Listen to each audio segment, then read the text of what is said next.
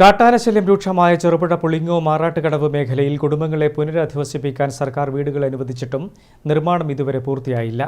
കരാറുകാരുടെ അനാസ്ഥയെ തുടർന്നാണ് 11 കുടുംബങ്ങൾ ദുരിതത്തിലായത്. വയോധികയായ ഓമനയും കുടുംബവും തകർന്നു വീഴാറായ ഷെഡിലാണ് ഇപ്പോൾ കഴിയുന്നത്. കാട്ടാനശല്യം രൂക്ഷമായ ചെറുപുഴ പുളിങ്ങോ മാറാട്ടുകടവ് മേഖലയിലെ കുടുംബങ്ങളെ പുനരധിവസിപ്പിക്കുന്നതിന്റെ ഭാഗമായി സംസ്ഥാന സർക്കാർ പെരിങ്ങോത്ത് സ്ഥലം അനുവദിച്ച് വീടുകൾ നിർമ്മിക്കാൻ ധനസഹായം നൽകിയിരുന്നു. എന്നാൽ പദ്ധതി നടപ്പാക്കുന്ന കരാറുകാരുടെ അനാസ്ഥയെ തുടർന്നാണ് കുടുംബങ്ങൾ ബുദ്ധിമുട്ടിലായത്. പുളിങ്ങോത്ത് ഓമനയും 2 പെൺമക്കളും സർക്കാർ അനുവദിച്ച പുതിയ വീട്ടിൽ താമസിക്കാനാകാതെ ഷെഡിൽ കഴിയേണ്ടുന്ന ദുരവസ്ഥയിലാണ്.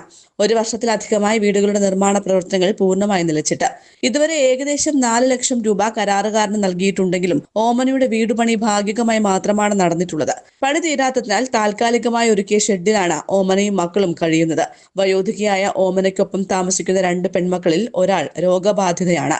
മതിയായ സൗകര്യങ്ങളില്ലാത്ത ഷെഡിൽ കഴിയേണ്ടി വരുന്നത് കുടുംബത്തിന്റെ ആരോഗ്യത്തിനും സുരക്ഷയ്ക്കും ഗുരുതര ഭീഷണിയായി മാറിയിരിക്കുകയാണ്. 6 ലക്ഷം കിട്ടിയാലും നാല് കൊടുത്തു.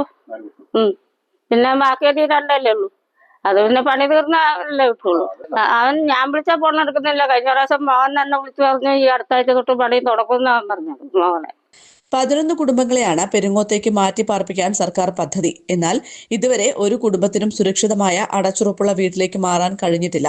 കരാറുകാരുടെ അനാസ്ഥയും ഉദ്യോഗസ്ഥരുടെ മേൽനോട്ടക്കുറവും മൂലം പുനരധിവാസ പദ്ധതി തന്നെ താറുമാറായിരിക്കുകയാണ്. ഉടൻ പദ്ധതി യാഥാർത്ഥ്യമാക്കാൻ നടപടി സ്വീകരിക്കണമെന്നാണ് കുടുംബങ്ങളുടെ ആവശ്യം. News bureau, Cherupuzha.